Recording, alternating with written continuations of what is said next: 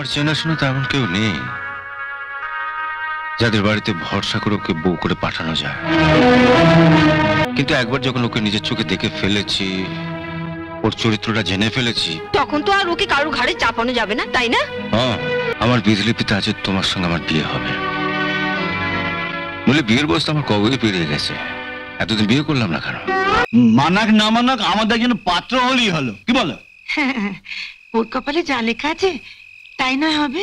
তুমি সেদিন ছেলেদের বলো তো, ওরা যদি সেদিন বাড়ি থাকে।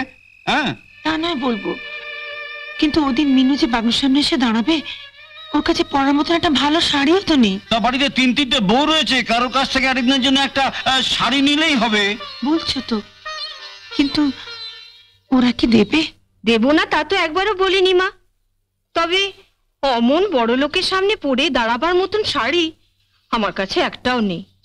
আপনি মেজবউকে বলুন, ওর কাছে অনেক ভালো শাড়ি আছে। আমার ভালো শাড়ি আছে কিনা তা আপনার ছেলেকে গিয়ে জিজ্ঞেস করুন না।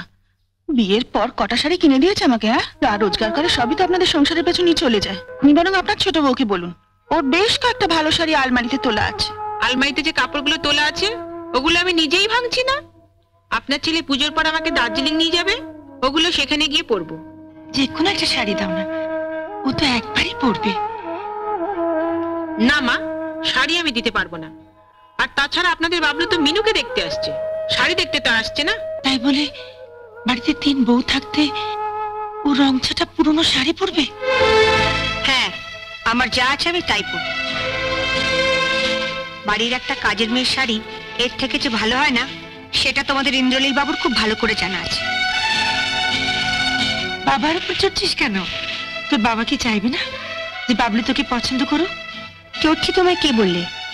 আমার তো অবাক লাগে, দাদাদের অত কথা শোনার পরও তোমরা আমার জন্য পাত্র জোগাড় করতে ছুটলে। পাত্র জোগাড় হলেই বিয়ে হয় না, বিয়ে দিতে গেলে টাকা লাগে। আর অতগুলো টাকা বাবা... টাকার কথা তোকে ভাবতে হবে না। সেই তো আমার দাদাদের কাছে কি বিক্রির মতো হাত পাতবে আর বৌদিদের মুখ জামটা শুনবে। না, আমি তোকে কথা দিচ্ছি, তোর বিয়ের জন্য ওদের কাছ থেকে আমি 1 পয়সা নেবো না। তার মানে তুমি তোমার ওই বড়লোক ছাত্র ইন্দ্রনীল চক্রবর্তীর কাছে কি হাত পাতবে? বললাম তো, কারো কাছে আমি হাত পাততে হবে না। তাহলে তুমি অত টাকা পাবে কোথায়? এই বাড়িটা তো রয়েছে, এই বাড়িটা তো আর আমার ছেলেদের সম্পত্তি নয়, কি গো? এই বাড়িটা আমাদের। এ বাড়ি বেচে আমি তোর বিয়ে দেবো। বাড়ি বেচে? বাড়ি বেচে দিলে তোমরা থাকবে কোথায়? তোর সিঁথিতে সিঁদুর উঠলে আমরা বুড়ো বুড়ি আমাদের ব্যবস্থা ঠিক করে নেব।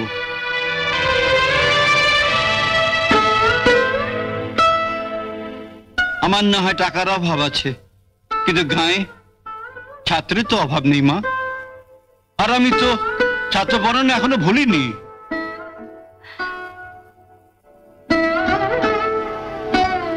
তাই বলে বাবা তুমি এই বয়সে... বাবলুর আসার সময় হয়ে গেল, তুই তো নিজের ঘরে গিয়ে চুলটুলগুলো একটু সুন্দর করে আঁচড়ে নে। হ্যাঁ, আর তোর মনের মতো আচ্ছা বেশ, তোর যদি এই শাড়ির পছন্দ হয় এটাই পরে আয়।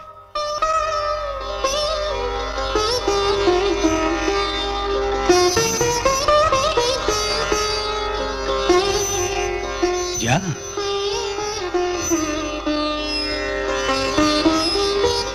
আসলে জানো, ও আমাদের ছেড়ে যেতে চাইছে না। ও ভাবছে যে ও চলে গেলে যদিও দাদা বৌদিরা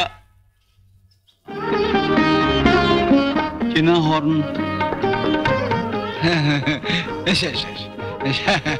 থাক থাক থাক,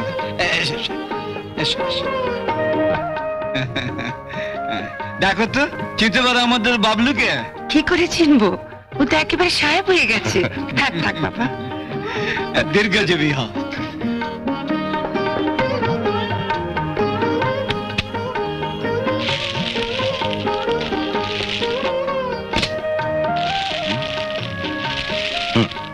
এটা আপনার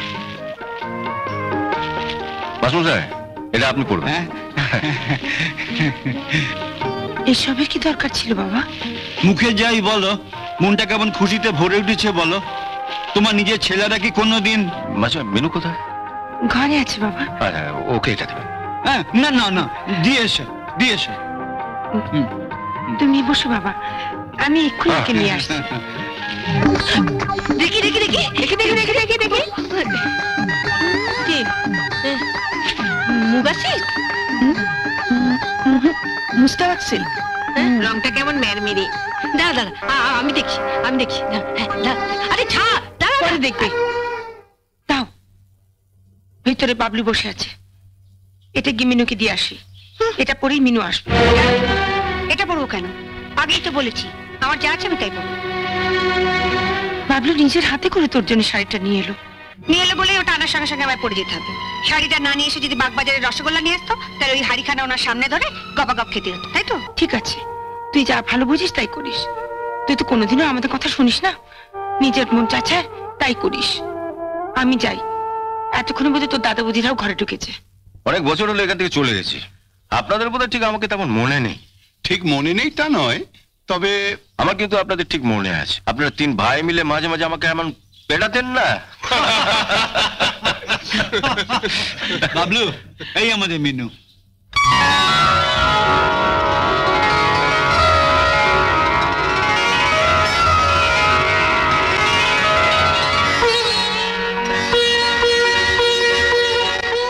বস।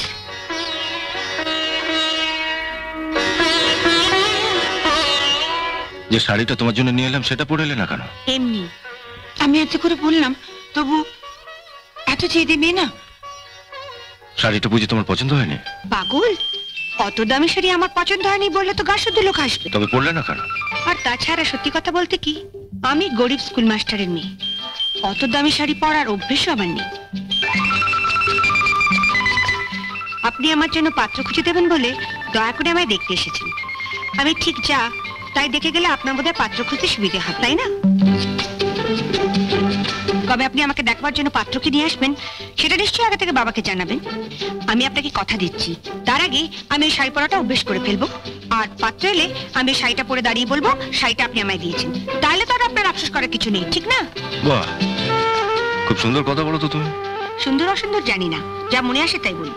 যেমন আপনাকেও আমি বলে রাখি, যেদিন পাত্রপক্ষকে নিয়ে আমায় দেখতে আসবেন সেদিন কিন্তু আমি ওদের সামনে পেছন ঘুরে দেখাতে পারবো না আমার চুল কতখানি লম্বা, কিংবা নিজের চুল টেনেও দেখতে দেবো না পর চুলে পড়ে আছে কিনা। আপনার পাত্রপক্ষ যদি বলে মা একটু চলে দেখাও দেখি, আমি কিন্তু সোজা হেঁটে ঘরের বাইরে চলে যাব। আর আমি খোড়া না ল্যাংড়া তা বোঝাবার জন্য একবার সামনের দিকে আর একবার পেছন দিকে হেঁটে চলে দেখাতে পারবো না। যা দেখবার বুঝবার আপনি দেখে বুঝে নিন।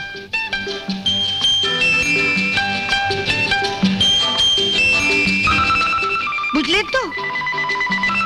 কিন্তু যারা তোমাকে বাড়ির বউ করে নিয়ে যাবে তারা তো নিশ্চয়ই চাইবে যে তাদের আজকালকার বাড়ির বউ মানে তো বাড়ির ঝি, তার উপর যদি আমার মতন গরিব স্কুল মাস্টারের মেয়ে হয়। আমি তার বৌদিদের মতন কপাল নিয়ে আসিনি কে যে বাড়ির বউ হয়ে যাব সে বাড়িতে আমার মতন একখানা ননদ থাকবে যার কাঁধে সংসারের সমস্ত দায়িত্ব চাপিয়ে দিয়ে আমি বৌদিদের মতন পটের বিবিসে যে গায়ে হাওয়া লাগিয়ে বেড়াবো। বৌদিদের উপর তোমার খুব রাগ দেখছি। ওসব রাগ টাগ বুঝি না, যা সত্যি তাই বলছি।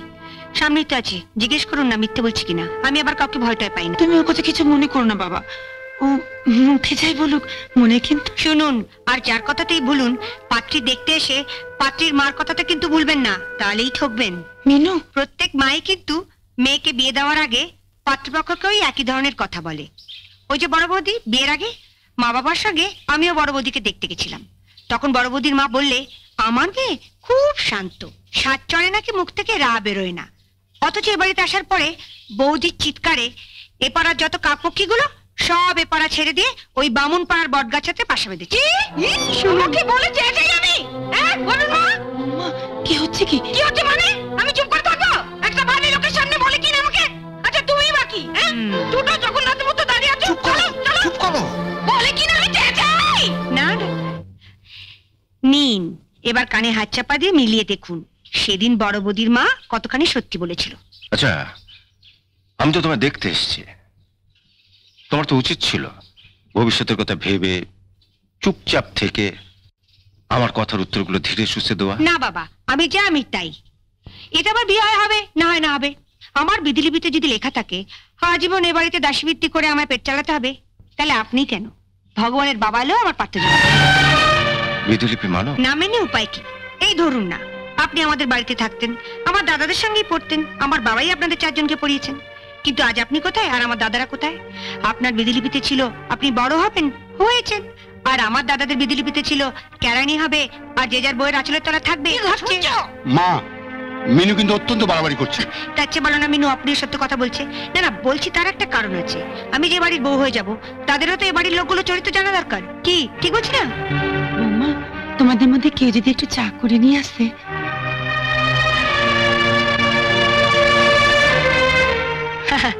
কাদের কি বলছো মা? এ বাড়িতে আসার পরেই তো বৌদিরা ভুলে গেছে ককাপ চায় ক চামচ চিনি দিতে হবে। তাই আমিই যাচ্ছি। মিনুর কথাবার্তা শুনে ওকে তুমি ভুল বোঝো না বাবলু? আমি না হয় ভুল বুঝলাম না মাস্টারমশাই, কিন্তু ও যেরকম মেয়ে, ওর উপযুক্ত পাত্র কোথায় পাই বলুন তো? হ্যাঁ শুনুন মা, শুনুন। আমরা না হয় পরের বাড়ির মেয়ে, বিয়ে হয়ে এ বাড়িতে এসেছি বলে আপনার মেয়েকে না হয় সহ্য করতে পারি না, কিন্তু উনি তো... আমি তো সেদিন মিটিং এ বলেইছিলাম, বিয়ের জন্য টাকা টাকা করছেন, আগে খুঁজে দেখুন পাত্র পান কিনা। আমরা ওকে কত ভালোবাসি, আর ও কি না আমাদের নামে ঝাঁটা বলে গেল। হ্যাঁ সত্যিই তো, জেনে শুনে তো আর ওকে পরের বাড়ি বউ করে পাঠানো যায় না। বলে কিনা আমরা বউয়ের আঁচলের তলায় থাকি। উনি তোমার ছাত্র ছিলেন ঠিকই বাবা, কিন্তু ওনারও তো একটা মান সম্মান আছে। তোমার মেয়ের পাত্র খুঁজতে গিয়ে উনি তার মান সম্মান খাওয়াবেন না? ওকে আমি রাত দিন কত বোঝাই, ওরে একটু মুখ সামলে কথা বল, আমি তোর মা, আমি বুঝি তোর দুঃখটা কোথায়, কিন্তু বাইরের লোক তো তা বুঝবে না। কিন্তু কে কার কথা শুনে? তুমি একবার দেখো না বাবা, দোষগুণ তো সবারই থাকে।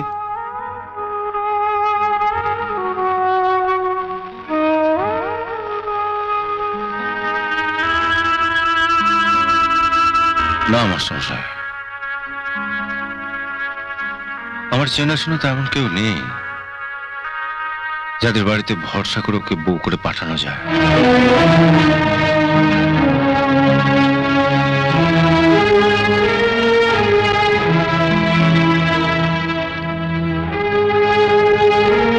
ওকে যদি নিজের চোখে না দেখতাম তাহলে না হয় একবার চেষ্টা করা যেত, কিন্তু একবার যখন ওকে নিজের চোখে দেখে ফেলেছি, ওর চরিত্রটা জেনে ফেলেছি, তখন তো আর ওকে কারোর ঘাড়ে চাপানো যাবে না, তাই না?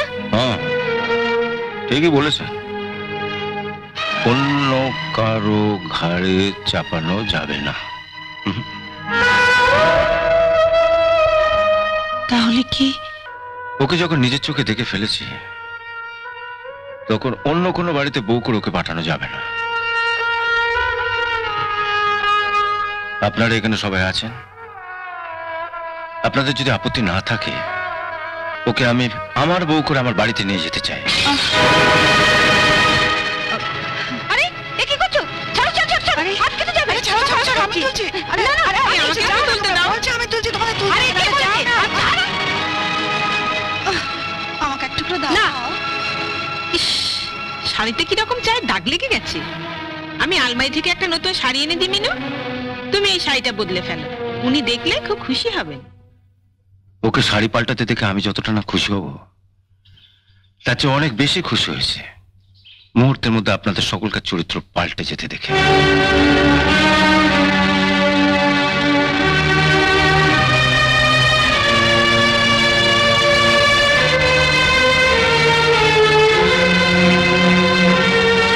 তুমি ঠিক বলছো তো বাবা, আমার জন্য কেমন বিশ্বাস হচ্ছে না। আমারও বিশ্বাস হচ্ছে না, একটা সাধারণ গ্রাম্য মেয়ের মধ্যে এমন অসাধারণত্ব কেমন করে লুকিয়ে থাকে। আপনি আমাকে একটা পাথর দেখাবেন বলে এনেছেন,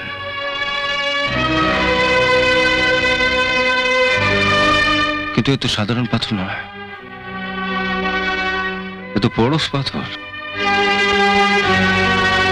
মিনু, তোমার মতন আমিও বিধিলিপি মানি। আমার বিধিলিপিতে আছে তোমার সঙ্গে আমার বিয়ে হবে, বলে বিয়ের বয়স তো আমার কবে পেরিয়ে গেছে, এতদিন বিয়ে করলাম না কেন? আচ্ছা বাড়িতে পঞ্জিকা আছে? হ্যাঁ বাবা আছে। আপনি দেখুন সামনে কোনো বিয়ের তারিখ আছে কিনা, আর দরকার পড়লে কোনো পুরো ঠাকুরকে ডেকে পাঠাতে পারেন। আমি ছাতে আছি, চা খেতে খেতে কথা হবে। এরকম আরো অনেক সিনেমা দেখতে হলে ডাউনলোড করুন ক্লিক অ্যাপ।